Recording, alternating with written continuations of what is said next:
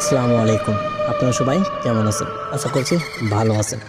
আলহামদুলিল্লাহ, আপনার দোয়া এবং ভালোবাসায় আমিও ভালো আছি। আমি সুমন আছি আপনাদের সঙ্গে ভূতের বাড়ি ইউটিউব চ্যানেলের পক্ষ থেকে। আমি বরাবরের মতো আবার চলে এলাম আপনাদের মাঝে নতুন আরও একটি গল্প নিয়ে। আজকে গল্পটা খুবই ভয়ানক হতে চলেছে, তাই গল্পটাকেও মিস করবেন না, সময় আমাদের সঙ্গে থাকুন। আজকে আমাকে ঠিক যেভাবে ঘটনাটি পাঠিয়েছে আমি ঠিক ওইভাবে আপনাদের মাঝে প্রকাশ করার চেষ্টা করবো ইনশাআল্লাহ।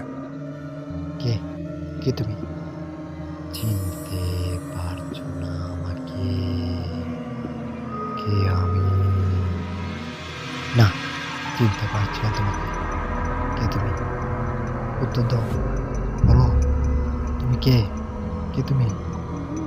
অশরীরী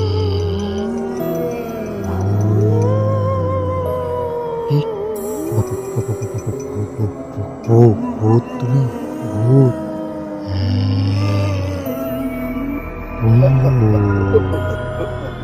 ভূতের বাড়ির ভূত, ভূতের বাড়ির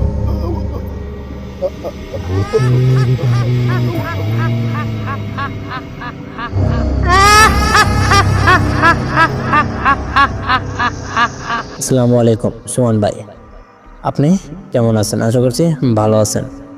আলহামদুলিল্লাহ, আপনার দোয়ায় আমিও ভালো আছি। আমি গল্পতে আমার নাম পরিচয় গোপন রাখলাম। সুমন ভাই, আশা করি আপনি মনে কষ্ট নেবেন না। যাই হোক, আমি আর কথা বাড়াবো না, সরাসরি মূল ঘটনায় চলে যাই। আমি একজন সৌদি আরব প্রবাসী। আমি গত 5 বছর আগে আমার সঙ্গে ঘটে যাওয়া একটি ঘটনা আপনাদের মাঝে শেয়ার করব। আশা করছি ঘটনাটি আপনাদের ভালো লাগবে। আমি আর কথা বাড়াচ্ছি না, সরাসরি মূল ঘটনায় চলে যাই। আমি তখন বাড়িতে থাকতাম, রীতিমতো বেকার বললে চলে। আমি কোনো কাজকর্ম করতাম না, চাকরির আশায় অনেক জায়গায় ঘুরতে লাগি। এক জায়গায় চাকরি পেয়ে যায়, সেটা চট্টগ্রামে। চট্টগ্রামে আমি চাকরিতে জয়েন দিয়ে দিই। আমি একটি রেস্টুরেন্টের কাজে নিয়োজিত ছিলাম। সেখানে আমি দীর্ঘ 2 বছর চাকরি করি একটানা। চাকরি করতে করতে প্রায় 6 মাস যখন আমার চাকরির বয়স হয়ে গেল, তারপরে আমার বাসাটা চেঞ্জ করে অন্য একটি বাসে নেই। আমি আগে জানতাম না সেই বাসায় কিছু সমস্যা আছে। আমি সেই বাসাতে উঠে পড়ি। সন্ধ্যা নামলে যেন এলাকাটা নিস্তব্ধ হয়ে যায়, চতুর্দিকটা যেন অন্ধকারে ঢেকে আসে। কাছ থেকে বাড়িতে আসতে আসতে প্রায় রাত 10টা পার হয়ে যায়। আমি বাসাতে ওঠার পরের দিনে কাছ থেকে বাড়িতে আসি, তখন বাজে প্রায় রাত 10টা 20 বা 22 এরকম হতে পারে। আমি বাসাতে ঢোকার আগে একটা জিনিস অনুভব করলাম, আমার পিছনে কেউ একজন দাঁড়িয়ে আছে। পিছন থেকে ঘুরে দেখি কেউ নেই। আমি মনের ভুল মনে করে সামনের দিকে এগোতে লাগলাম। আমি ঘরের ভিতরে প্রবেশ করলাম। ঘরের ভিতরে ঢুকে ঘরের দরজাটা লাগিয়ে দিয়ে ফ্রেশ হওয়ার জন্যে বাথরুমে চলে যাই। ওখানে গোসল করতে লাগে। আমি বাইরে কারো হাঁটাচলার শব্দ শুনলাম। আমি যত দ্রুত সম্ভব গোসলটা সেরে নিয়ে বাইরে বেরিয়ে ঘরের ভিতরে বেশ ভালোভাবে খুঁজি, কিন্তু কাউরে দেখি না। আমি মনের ভুল ভেবে নিলাম, খাবার খেয়ে ঘুমাতে চলে গেলাম। বিছানায় শুয়ে পড়লাম। শুয়ে পড়ে কিছুক্ষণ পরে যেন কিছু একটা পড়ার শব্দে আমার ঘুমটা ভেঙে গেল। আমি উঠে ডাইনিংয়ে চলে গেলাম। যে দেখি জানালার সামনে থেকে একটি ফুলের টব পড়ে গিয়েছে। আমি মনে করেছিলাম হয়তোবা বাতাসে পড়ে গিয়েছে। আমি আবার চলে গেলাম ঘুমানোর জন্য। ঘুমিয়ে পড়লাম। ঘুমের মাঝে কেউ যেন এসে আমাকে ডাক দেয়। আমি উঠে পড়ি। আমার সামনে একটি লোক দাঁড়িয়ে আছে। লোকটা কালো পোশাক পরা, চোখ দুটো ছিল না, আমার দিকে খুবই ভয়ানক দৃষ্টিতে তাকিয়ে আছে। আমি লোকটিকে জিজ্ঞেস করলাম, কে তুমি? লোকটি আমাকে বলল, আমাকে তুই চিনতে পারবি না। আমি লোকটিকে উদ্দেশ্য করে বললাম, কেন, কে তুমি? তোমাকে কেন চিনতে পারবো না আমি? তোমার পরিচয়টা দাও, আর তুমি কোথায় থাকো, তোমার চেহারাটার এই অবস্থা কেন? লোকটি আবারও আমাকে বলল, আমি আগে এই বাড়িতে থাকতাম, কিন্তু এখন আর থাকা হয় না। কারণ আমি এই বাড়ির এক সময় একটি ভাড়াটিয়া ছিলাম। আমাকে খুবই নৃশংসভাবে খুন করা হয়েছে। আমার মৃত্যুর প্রতিশোধ নিব আমি। আমি কাউকেই ছাড়বো না, সবাইকে মেরে ফেলবো আমি। কাউকেই ছাড়বো না, সবাই মরবে, সবাই মরবে। আমি লোকটির দিকে এখনো ভয়ানকভাবে তাকিয়ে আছি। আমি কি করব বুঝতে পারি না। কেন আমাকে মারবেন আপনি? কেন মারতে চান আমাকে? আমি কি অপরাধ করেছি? আমাকে কেন মারবেন আপনি? লোকটি আবারও ভয়ানকভাবে একটি হাসি দিয়ে আমাকে বলল, তোর মতোই কেউ একজন আমাকে মেরেছে।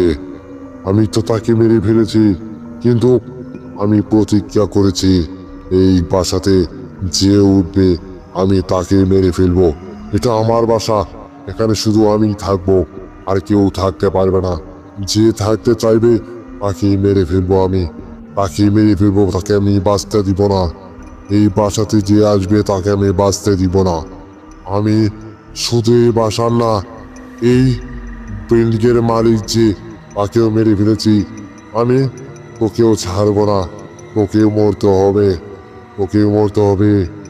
আমি লোকটিকে উদ্দেশ্য করে বললাম, আমাকে ছেড়ে দিন, আমি এই বাসা থেকে চলে যাব, আগামীকালে চলে যাব, আমি আর কখনো আসবো না এই বাসায়। আমাকে ছেড়ে দিন, আমাকে ছেড়ে দিন, আমি চলে যাব, আর কখনো আসবো না। এসব কথা বলতে বলতে আমি ঘুম থেকে উঠে বললাম। ঘুম থেকে উঠে দেখি আমার সারা শরীরটা যেন ঘেমে গিয়েছে। আমি বিছানা থেকে উঠে হাত মুখ ধুয়ে নিলাম। হাত মুখ ধুয়ে এক গ্লাস পানি খেয়ে নিলাম। এক গ্লাস পানি খেয়ে আবারও ঘুমাতে গেলাম। শুয়ে আছি কিন্তু ঘুম ধরে না। এরকম করতে করতে সকাল হয়ে গেল। আমি গোসল করে রান্না করে খাবার খেয়ে আমার কাজে চলে গেলাম। কাজে যেন মন বসে না। বারবার সে লোকটির ভয়ানক চেহারাটা যেন আমার চোখের সামনে ভেসে ওঠে। আমি কি করব বুঝতে পারি না। এসব করতে করতে আবারও রাত হয়ে গেল। আমি কাজ থেকে বাড়িতে চলে গেলাম। বাড়িতে ঢুকি আর নীরব সেই সাউন্ড, একটি ভাঙা কণ্ঠে কেউ একজন আমাকে ফিস ফিস করে ডাকতেছে। কেউ একজন ফিস ফিস করে আমার নাম ধরে ডাকতেছে। আমি যেহেতু এখানে আমার নামটি প্রকাশ করিনি, তাই আমাকে কে ডাকতেছে আমি এটা বলতে পারলাম না। আমি এগিয়ে যাচ্ছি, আবারও ফিস ফিস করে কেউ একজন আমাকে বলতেছে, হেরে তুই তো বাঁচবি না, তোকে আমি মেরেই ফেলবো, যত দূরেই যা তুই বাঁচবি না, মেরেই ফেলবো তোকে। তুই যতদিন এই বিল্ডিংয়ে থাকবি ততদিন আমি তোকে জ্বালাবো, জ্বালাতে জ্বালাতে একদিন তোকে মেরে ফেলবো। বাঁচতে চাইলে এখান থেকে চলে যা, বাঁচতে চাইলে চলে যা, নারে কিন্তু তোকে আমি মেরেই ফেলবো, তোকে কেউই বাঁচাতে পারবে না। আমি ওখানে আর দেরি করলাম না, এক দৌড়ে আমার ঘরের ভিতরে চলে গেলাম। ঘরের ভিতরে যেয়েই আমি বিছানায় বসে পড়লাম। দরজা জানলা সবগুলো লেগে দিয়েছি যাতে কেউ আর ভেতরে প্রবেশ করতে না পারে। আমি দরজা জানলা লেগে দিয়ে এক জায়গায় নীরব হয়ে বসে আছি। আমি কারো সারা শব্দ শুনতে পারি না। আমি আর কোনো কথাও ঠিক মতো বলতে পারতেছি না। আমি কি করব বুঝতেও পারতেছি না। জানি না কে আমার পিছনে পড়ে আছে। আমি অনেক কষ্ট করে সেই রাতটুকু কাটিয়ে নিলাম। পরের দিন সকালবেলা ব্যাগপত্র গুছিয়ে নিয়ে আমি ওই বিল্ডিং থেকে বেরিয়ে যাই। আমি দ্বিতীয়বার আর ওই বিল্ডিংয়ে উঠি না। ওখান থেকে চলে এসেছি আমার বাড়িতে। আমার বাড়িতে কিছুদিন থাকার পরে ওখান থেকে আমি সৌদি আরব চলে আসি। তখন থেকে আমি সৌদি আরবে আছি। যাই হোক, আমার ছোট্ট একটি গল্প আপনাদের মাঝে প্রকাশ করলাম। জানি না গল্পটি আপনাদের কেমন লেগেছে। যদি ভালো লাগে সুমন ভাই, তাইলে সবার মাঝে প্রকাশ করবেন। আমি আর কথা বাড়াচ্ছি না, আমি এখানে গল্পটি সমাপ্ত করলাম। আমার কথায় যদি কোনো ভুল ত্রুটি হয়ে থাকে তাহলে দয়া করে ক্ষমার দৃষ্টিতে দেখবেন। যাই হোক, আপনি ভালো থাকবেন, সুস্থ থাকবেন। আল্লাহ হাফিজ। এই ভাইয়ের গল্পটি তো আমার প্রচণ্ড ভালো লেগেছে। আপনাদের কেমন লাগলো অবশ্যই কমেন্টে জানাবেন।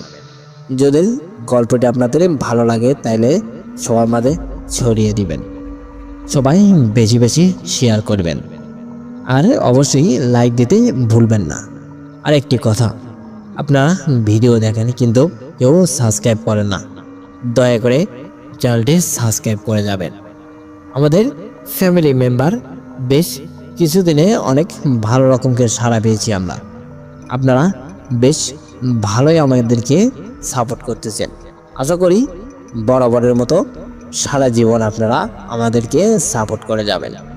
আপনার সঙ্গে ঘটে যাওয়া যদি এরকম কোনো ঘটনা থেকে থাকে তাহলে অবশ্যই আমাদের কাছে পাঠিয়ে দিবেন। আমাদের হোয়াটসঅ্যাপ নাম্বার 01962135608। আমাদের ইমেল অ্যাড্রেসেও পাঠাতে পারেন। ইমেল অ্যাড্রেস bhuterbaড়ি008@gmail.com। আমাদের হোয়াটসঅ্যাপ বা ইমেলে আপনারা আপনার সঙ্গে ঘটে যাওয়া ঘটনাটি পাঠাতে পারেন। আমি আর কথা বাড়াচ্ছি না, বরাবরের মতো একটি কথাই বলতে চাই, আপনারা সবাই ভালো থাকুন, সুস্থ থাকুন। আল্লাহ হাফেজ। ভূতের বাড়ি, এখানে গল্প নয়, ঘটনা শোনানো হয়।